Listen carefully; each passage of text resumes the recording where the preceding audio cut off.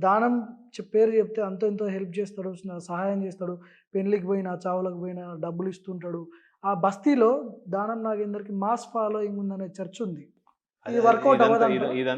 చర్చ కాదు అది. చర్చ వరకే ఉంటది. వాస్తవం కాదు. నిజంగానా? ఒక్కసారి మీ బస్తీలోనే మా మైక్ టీవీ ద్వారా ఒక కెమెరా పెట్టి అడగండి.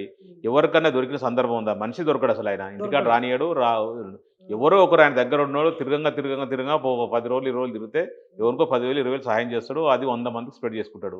ఓకే. అంతే తప్ప ఆయన ఒక్కసారి మన మైక్ టీవీ ద్వారా మాతో పాటు రండి. లేకపోతే మీరే స్వతహాగా మీరు మీ మీ మైక్ టీవీ ఛానెల్ కూడా దీంట్లో ఉంది కదా! పక్కన బస్తీలు చాలా ఉన్నాయి. మీరు పోయి అడగండి. ఆ! దానం నాగేందర్ గారు ఎప్పుడన్నా ఈ 2 సంవత్సరాల్లో ఎప్పుడన్నా కనపడ్డాడా?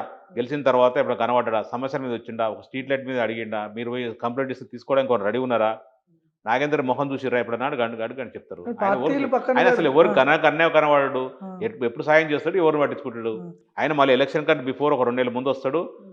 రూపాయి ప్లేస్‌లో రూ. 10 ఖర్చు పెడుతుంటే హడావుడి చేస్తాడు. వాడి మీద భుజం ఇచ్చేసి, వీడి మీద భుజం ఇచ్చేసి, "నేను నాగేందర్ మారిపోయిండు. ఇప్పటి నుంచి నువ్వే ఎమ్మెల్యేవి, నువ్వే మినిస్టర్‌వి.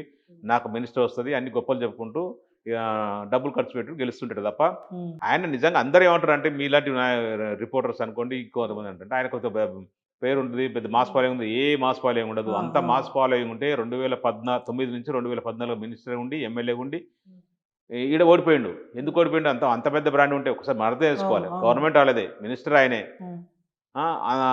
అంత గొప్ప పని చేసి ఖైరతాబాద్ కాన్సెన్స్ చేసుంటే ప్రజలు ఎందుకు ఓడగొట్టిర్రు? 3 చెప్తూ సార్లు ఓడగొట్టారు. గెలిచిండు గదా! ఖైరతాబాద్‌లో అయితే 3 సార్లు గెలిచిండు. 2009 పార్టీలు పక్కన పెడితే నేను ఏ చెప్పేది పార్టీ నుంచి పోటీ చేసినా గెలిచే ఇదుంది అదే గదా! ఆయనకి పార్టీలు పక్కన పెడితే కాదు. ఏ హ్మ్. పార్టీ ముందుగుంటే ఆ పార్టీలోకొస్తాడు. ఓకే. ఆయన అధికారంలో ఉన్న పార్టీలోకి. అధికార పార్టీ లేపోతే ఆ హ్మ్. పార్టీ ఏ పార్టీ గెలుస్తదో ముందుకు ఊహిస్తాడు. ఆ హ్మ్. విషయంలో నంబర్ 1. హ్మ్. కన్నింగోళ్ళకి అన్నీ తెలుస్తాయి గదా! ముందు ఎప్పుడు ఏ పార్టీలో పోతే, ఏ పార్టీ అయితే బాగా ప్రజల్లో ఆదరణ ఉంది, ఏ పార్టీలో పోతే గెలుస్తామని చెప్పేసి ముందు అది ఊహించుకుంటాడు. ఆ నాలెడ్జ్ ఉంది ఆయనకు. హ్మ్.